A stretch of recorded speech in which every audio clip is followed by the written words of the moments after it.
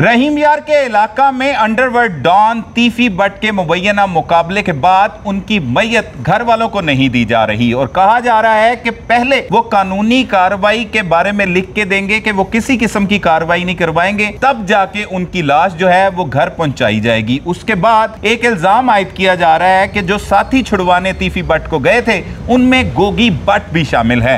पहला इंटरव्यू किया है ख्वाजा तारीफ गुलशन उर्फ तीफी बट के बड़े भाई जो ताजर रहनुमा भी हैं, ख्वाजा अजहर गुलशन, उनका हमारे दोस्त हमारे भाई हैं इर्तज़ा बट। उन्होंने ये इंटरव्यू किया है, वो इसमें क्या मजीद हकायक बता रहे हैं, उनकी जानिब से क्या मुतालबा किया जा रहा है, उन्होंने क्या गुफ्तगू की, ये सब हम इर्तज़ा बट की ज़ुबानी आपको सुनाते हैं। इर्तज़ा, एक वाक़या, एक मुबैना मुकाबला जो रहीम यार खान में हुआ, जिसके बाद पाकिस्तान भर में सीसीडी के हवाले से बहुत से लोगों के ख्यालात सामने आ रहे हैं। पहले तो ये कहा जाता था कि सिर्फ गरीब लोगों को जो बासर नहीं होते उन्हें मुबैना मुकाबलों में पार किया जाता है।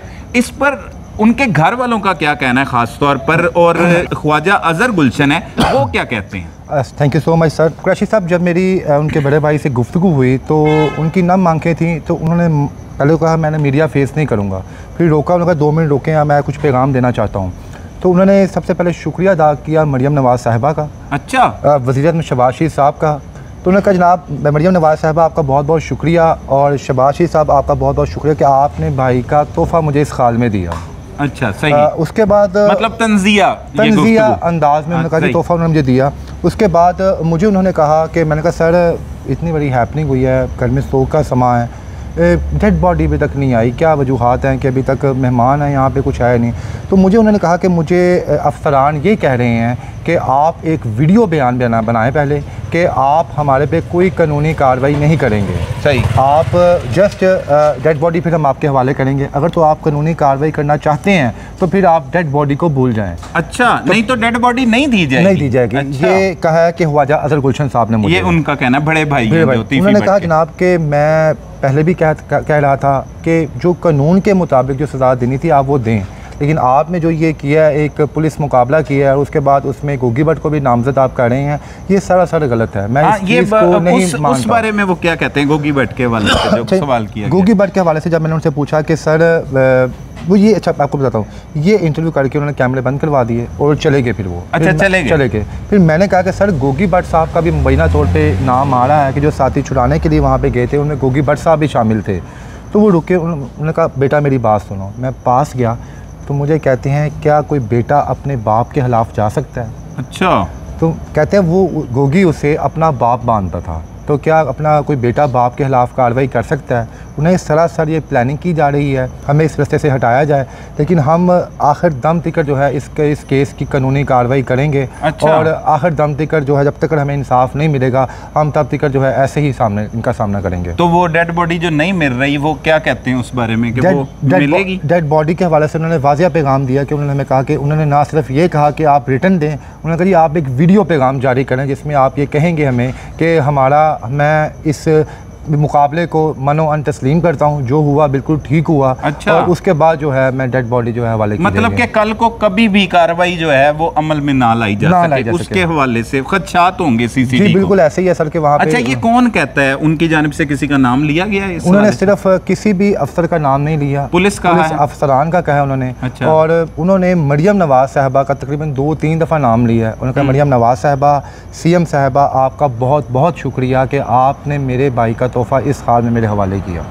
ये मतलब उनका कहना था। मजीद कोई बात की कि कैसे मुकाबला हुआ, क्या हुआ, कोई और डिटेल बताई? कराची से लाहौर ले आए थे, यहाँ से लेके गए, क्या कहते हैं? पूछना चाहा कि सर मुझे काइंडली आप थोड़ी ब्रीफ दें कि आपकी आखिरी दफ़ा मुलाकात कब हुई, कब बातचीत हुई और क्या आपने इनके साथ आपके मामलात हुए? तो उन्होंने कहा जनाब मैं इस मामले पर कोई बात नहीं करना चाहता, मैं कानूनी कार्रवाई करूँगा जो मेरा अख्तियार है और उसके बाद जो भी होगा सबके सामने आएगा। तो वो कानूनी कार्रवाई के लिए बाज़िद हैं। दूसरी जानिब से पुलिस कह रही है कि जब तक ये वीडियो बयान नहीं देते तो डेड बॉडी नहीं मिलेगी। तो अभी तो तदफीन का कोई बंदोबस्त नहीं किया गया। जब पूछा वहाँ पे जो हल्का अहबाब के उनके रिश्तेदार थे, दोस्त थे, मैंने उनसे पूछा कि सर जनाजा किस वक्त है, तो उन्होंने कहा जनाब अभी तो मैयत भी हमारे पास नहीं है, जब मैयत पहुंचेगी उसके बाद हम जनाजे का ऐलान करेंगे जनाजा कब और कहाँ पे होगा। ठीक है। उनके बेटे जो हैं तीफी भट्ट के, वो बाहर होते हैं सुनने में, ये भी हमें वहाँ पे पता चला वहाँ पे कि उनका एक बेटा और एक बेटी बिरूने मुल्क मुकीम है, वो पाकिस्तान आ रहे हैं। वो पाकिस्तान जब पहुँचेंगे उसके बाद ही जनाजे का प्रॉपर जो है ऐलान किया जाएगा, जनाजा कब और किस वक्त होना है। ठीक है, वो दोनों बच्चों के आने के बाद ऐलान किया जाएगा। ये तो अभी कितने लोग जो हैं उनके घर के अंदर मौजूद हैं, कितने अच्छा, मैं जब वहाँ पर गया, तीफी भट्ट का नो डाउट एक बहुत बड़ा नाम है, वो ताजर बरादरी में एक बड़ा असर रसूल रखते हैं। मुझे वहाँ पे